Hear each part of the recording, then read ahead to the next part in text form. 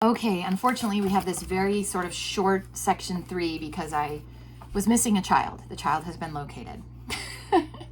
um, Slowly, but Brother Theodore left. Okay, so let me just start here. Did he know? Theodore couldn't tell. He loved this man who had always treated him so gently and so courteously, and the thought of losing his respect was unbearable. To be clumsy and careless was bad enough in a monk, but to be a liar was despicable. But if he knew and Theodore said nothing, he would be in even deeper disgrace than if he didn't know and Theodore told him. And if he didn't know, did not God know anyway? And what was the point in trying to please men when you had done the thing God detested and told a lie?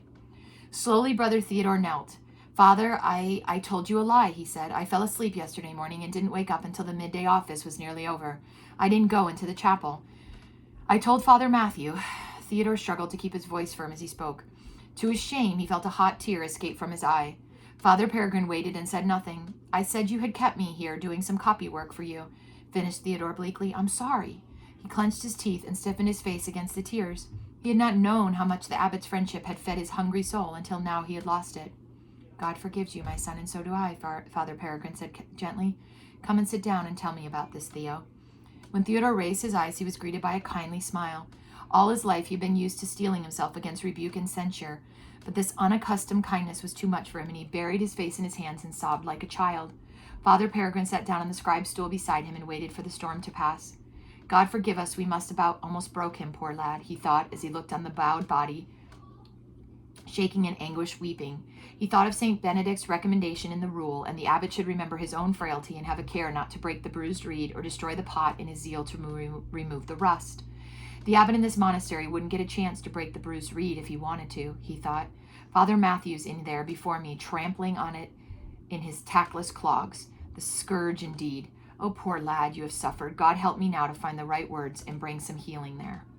Theodore, who had never had his handkerchief, scrubbed at his eyes with his knuckles and wiped his nose on his sleeve. Father Peregrine gave him his own handkerchief, and Theodore blew his nose noisily and raised his woe-begone face to look at him. Peregrine burst out laughing. Oh, brother, it's not so bad, he said. Get up off the floor, man, and tell me what's been going on. Theodore told him everything. Simply and without defending himself, he poured out his pain. He told him about the misery of boyhood, his hope of a new life on entering the community, then the lateness and breakages and slamming of doors, and his inability to please Father Matthew. Hopelessly explained how he had tried and struggled and failed, and finally his courage had failed him. Peregrine listened without a word, and finally he says, Father Matthew tells me you are careless and clumsy. He tells me it too, said Theodore miserably, and it's true, I am. Brother Theodore, there's no one in this community with so fair a hand as yours, or such a gift for illumination. I have never known you mar your work or overlook a mistake. I know that if I ask you to produce a document for me, it will be legible, beautiful, and accurate. I have never known you to be either clumsy or careless in your work. On the contrary, you make it beautiful with both artistry and conscientiousness. Theo gazed at the floor, dumb and embarrassed in his happiness. The words were like ointment on a wound.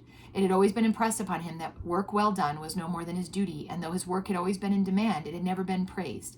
Father Matthew felt that his soul was so imperiled enough without giving him cause to be conceited. Now then, get up the floor, my friend, and get to work on this text. Perhaps Master Goodwin would prefer something a little less menacing. Try Psalm 103. As a father has compassion on his children, said Theodore, so the Lord has compassion on those who fear him.